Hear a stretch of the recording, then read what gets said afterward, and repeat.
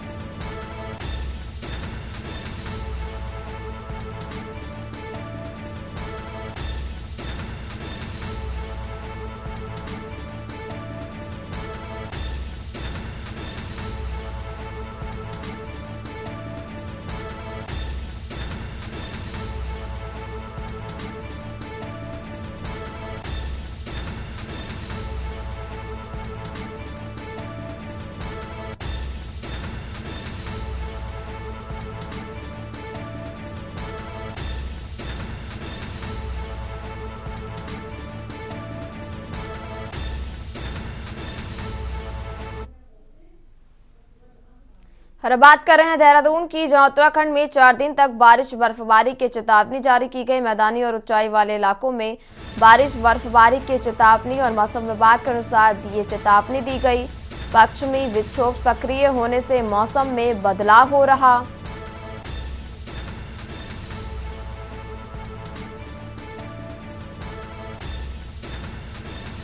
और पश्चिमी विक्षोभ सक्रिय होने से मौसम में बदलाव देखने को मिल रहा।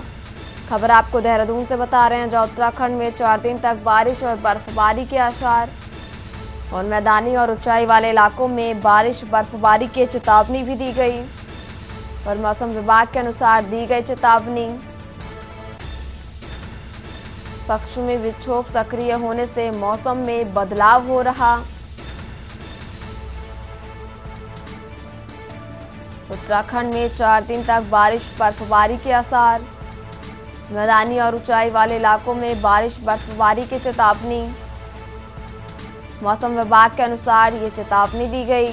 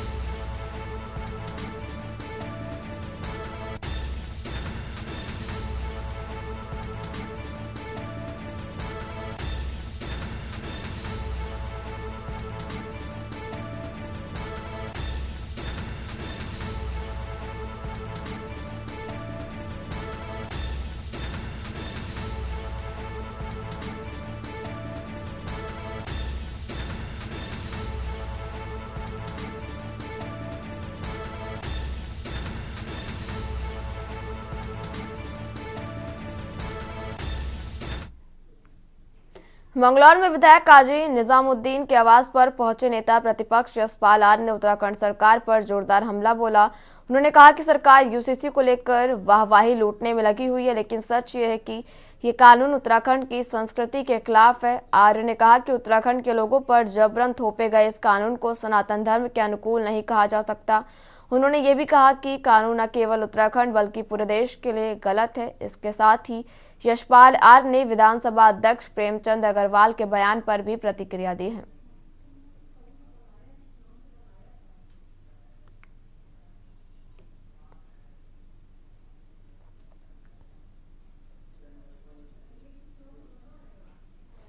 और अब बात करें अगली खबर की। उत्तराखंड में फायर सीजन के दौरान अपने लंबित मांगों को लेकर हड़ताल पर गए वनकर्मियों की मांगों पर भाजपा विधायक महंत दिलीप रावत ने सरकार से गैर करने की अपील की है।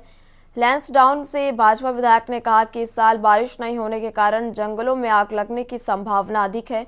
उन्होंने सरकार से आग्रह किया है कि वनकर्मियों की मांगों को तुरंत मान लिया जाए ताकि जंगलों की सुरक्षा सुनिश्चित की जा सके और फायर सीजन में कोई बड़ी घटना न हो।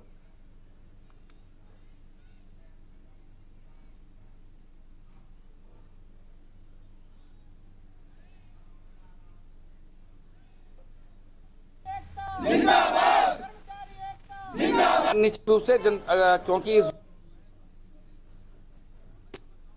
अग्नि का खतरा ज्यादा हो गया है, तो इसलिए सरकार को उनके लोगों से बात करनी चाहिए, जो वन कर्मियों की समस्या है उनका निवारण करना चाहिए। और मैं समझता हूं कि वन को बचाने के लिए छोटे कर्मचारियों की बात सुनी जानी चाहिए।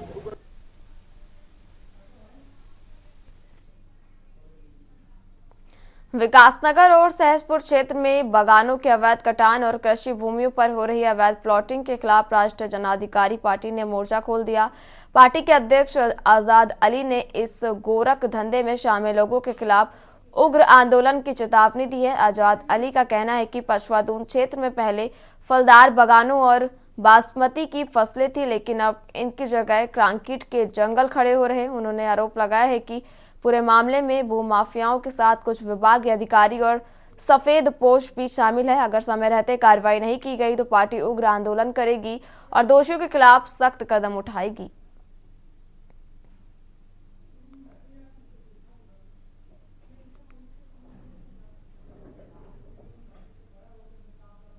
राष्ट्रीय जन अधिकार पार्टी ने एक मुहिम शुरू की है और उस मुहिम के तहत मैं आपके चैनल के माध्यम से उन वन माफियाओं और भू माफियाओं को कह देना चाहता हूं, और ख़ास तौर पे उद्यान विभाग से जुड़े संबंधित जिले के अधिकारियों को भी कह देना चाहता हूं, जितने अब तक अवैध पेड़ कटे हैं या तो उनकी जांच स्पष्ट रूप से करनी शुरू कर दें, और जो भी दोषी हैं जिन्होंने काटे उन पर कार्यवाही करें, उन पर मुकदमे करें, जो भी वैधानिक कार्यवाही की जा सकती है वो सब कुछ करें।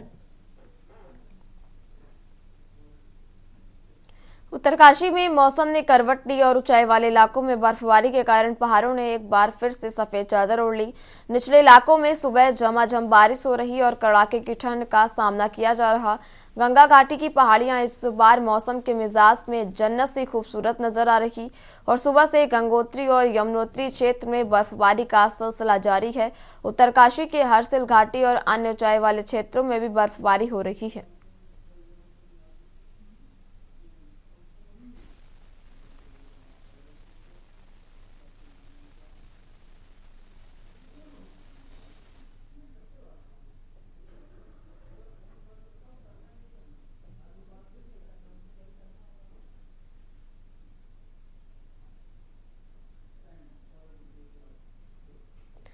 नैनीताल की नैनी झील में नौकायान के दौरान अब आपको अपने आधार कार्ड की जानकारी देनी होगी।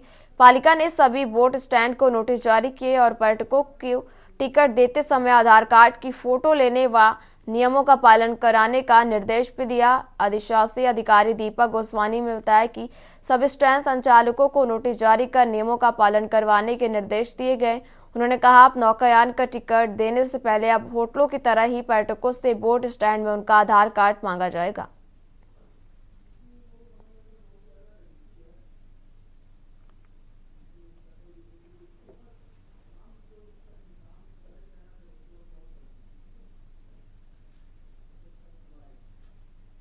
ये हमें सूचना है कि आप जो भी बोटिंग करेंगे कस्टमर, जितने भी पर्यटक यहाँ पर आते हैं, उनका कुछ प्रूफ हमारे पास होना चाहिए, जो हमें आप एक नया रजिस्टर बनाना पड़ेगा काउंटर पे, ताकि हम उनका मोबाइल नंबर और आधार कार्ड ले सकें। और उसके बाद जो बीच में अभी एक घटना हुई थी, क्या कहते हैं, पैडल बोट में, यहाँ पे से तो हम सही उनको भेजते हैं, जैकेट पहना के भेजते हैं, आगे जाके उन्होंने जैकेट खोल के तालाब में नहाने का जो सीन एक वायरल हुआ था, और उसके बेस पे जो है नगर पालिका ने थोड़ी सी सख्ताई कर रखी है अभी, और होना भी चाहिए। हम उन लोगों का पता लगा रहे हैं, अभी तक कोई पता नहीं चला। अगर हमारे पास वो काउंटर पर उनका आधार कार्ड जमा होता या उसका नंबर होता या मोबाइल नंबर होता तो जल्दी से जल्दी उन पर कार्रवाई हो सकती थी। अनेक प्रकार की शिकायतें प्राप्त हुई है कि कुछ पर्यटक लाइफ जैकेट नहीं पहनते हैं। सोशल मीडिया वगैरह के माध्यम से भी जानकारी मिली थी, तो हमने चालानी कार्रवाई भी की थी। पालिका लगातार चालानी कार्रवाई करती रहती है, लेकिन इस व्यवस्था को और ज़्यादा पुख्ता बनाने के लिए हमने एक नई व्यवस्था स्टार्ट की है कि जो भी व्यक्ति बोटिंग के लिए आएगा वो अपना आईडी कार्ड वगैरह कुछ आईडी देगा और साथ में एक अंडरटेकिंग देगा कि किस प्रकार की गतिविधियां वो इसमें नहीं करेगा। उत्तराखंड खाद्य संरक्षण एवं औषधि नियंत्रण प्रशासन विभाग होली से पहले मिलावटखोरों पर कार्रवाई करने के लिए तैयार है। हर जिले में होली त्योहार के दौरान मिलावटी उत्पाद बेचने वालों के खिलाफ कड़ी कार्रवाई की जाएगी। और विभाग के अपर आयुक्त एवं ड्रग कंट्रोलर ताजपर सिंह जग्गी का कहना है कि गढ़वाल और कुमाऊं मंडल में छापेमारी अभियान लगातार जारी है। अभी हमने अपने दो मंडल के जो डीसीज हैं और मुख्यालय डीसी को आदेशित किया हुआ है कि वो अपनी टीम एक बना दी हमने कि वो टीम के साथ रेगुलर यहाँ पर मॉनिटरिंग करे।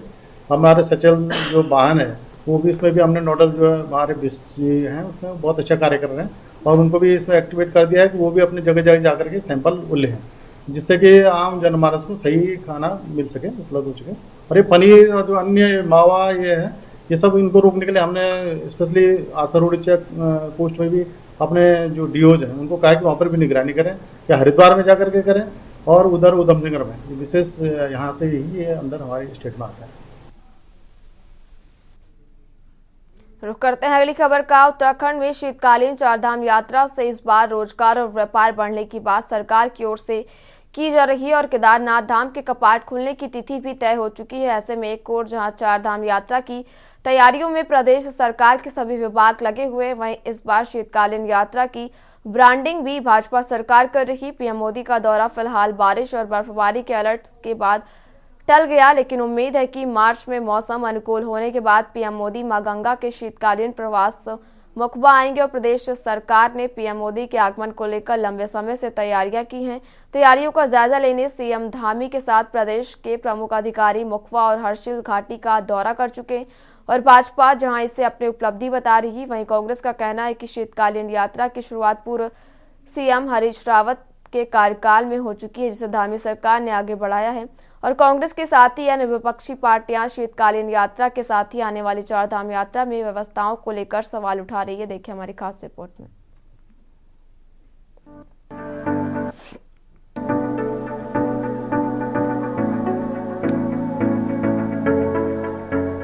दरअसल उत्तराखंड में हर साल चारधाम यात्रा की शुरुआत अप्रैल माह से हो जाती है। इस बार शीतकालीन चारधाम यात्रा पर भी सरकार फोकस कर रही है। बता दें कि सर्दियों में शीतकालीन प्रवास स्थलों ऊखीमठ, जोशीमठ, पांडुकेश्वर, मुखबा और खरसाली में चारों धामों के देवताओं की डोलियों की पूजा की जाती है। फिलहाल इन शीतकालीन प्रवासों पर कम संख्या में श्रद्धालु पहुंच रहे हैं। देखना होगा कि पीएम मोदी की ब्रांडिंग के बाद इस यात्रा को कितना बूस्टअप मिलेगा। वहीं विपक्ष इसे मात्र एक जुमला करार दे रहा है और धरातल पर कोई तैयारी न होने की बात कह रहा है। साथ ही विपक्ष सरकार की ओर से पेश किए गए आंकड़ों को लेकर कह रहा है कि इनमें पर्यटक कम, स्थानीय लोग ज्यादा हैं। दूसरी ओर स्थानीय व्यापारी और पंडा पुरोहित भी शीतकालीन यात्रा से प्रदेश को फायदा होने की बात कह रहे हैं। यहीं पर अखिल राष्ट्र के श्रद्धालु शीतकाल में मां गंगा के दर्शनार्थ आते हैं।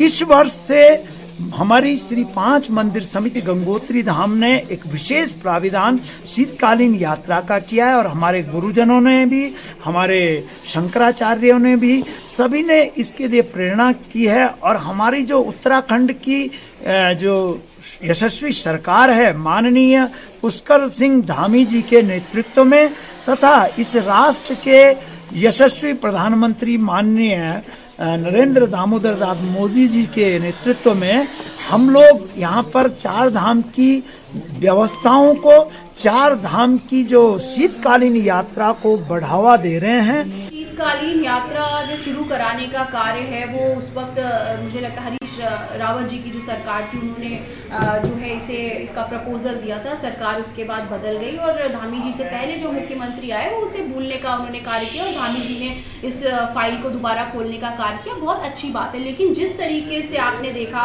कि ग्रीष्मकालीन यात्रा भी शुरू होने वाली है और शीतकालीन चल रही है, लेकिन जो व्यवस्थाओं को लेकर के हमेशा सरकार की किरकिरी होती है, जिसकी वजह से देवभूमि की जो अपनी एक गरिमा है, अपनी एक जो सम्मान है, उसको उस पर चोट लगाने का कार्य जो सरकार करती है। तो मैं सरकार से सिर्फ इतना कहना चाहती हूँ कि आप बिल्कुल बड़ी बड़ी बातें करिए, आप जितनी बातें कर रहे हैं उन बातों को धरातल पे भी उतारिए, क्योंकि 4 धाम यात्रा जो है वो वहाँ पे पर्वतीय क्षेत्रों में जो लोग हैं, आसपास के लोग हैं, देवभूमि के लोग हैं, उनकी आजीविका का भी एक बड़ा स्रोत है। तो देखिए, हमारे मुख्यमंत्री माननीय पुष्कर सिंह धामी जी ने माननीय प्रधानमंत्री श्री नरेंद्र मोदी जी के निर्देश पर जिस तरह से राज्य में इस साल शीतकालीन यात्रा की शुरुआत की, उससे शीतकालीन यात्रा को बढ़ावा मिले।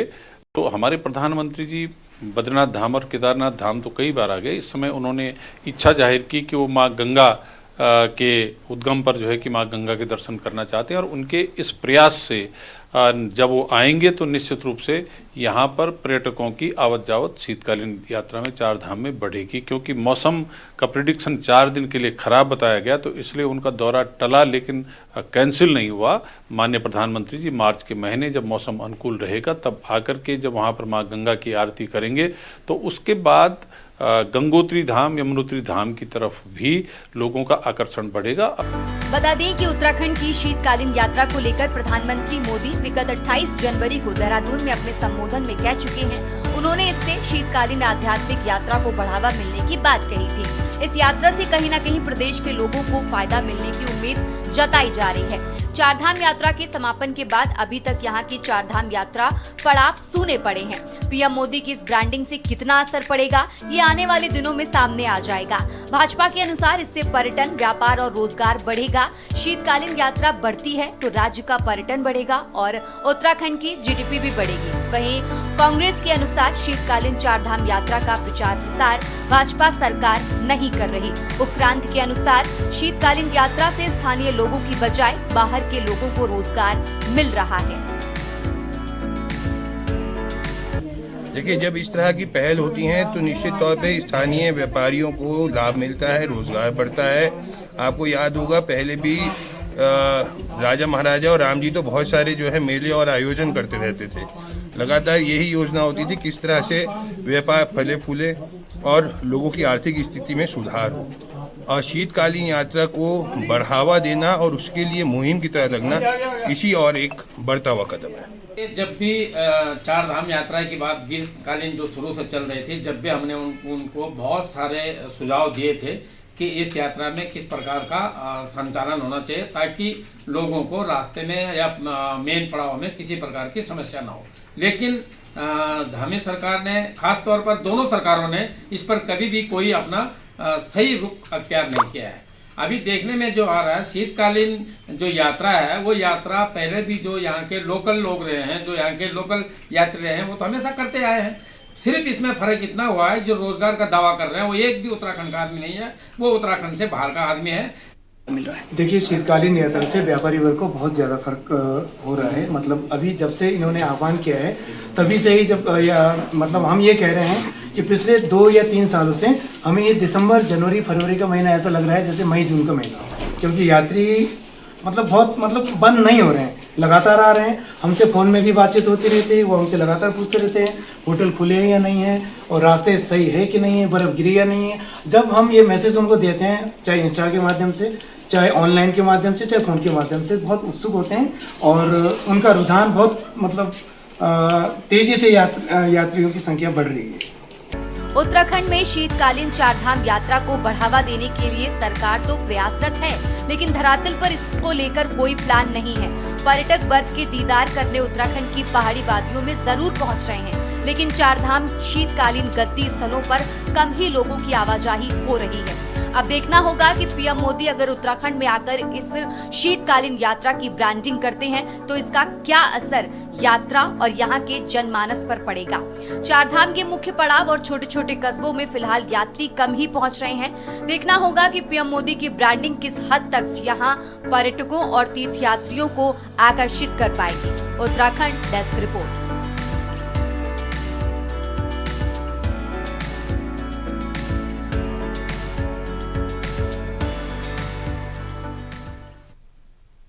उत्तराखंड की खबरों में फिलहाल इतना ही। आप देखते रहिए के न्यूज़ इंडिया। नमस्कार।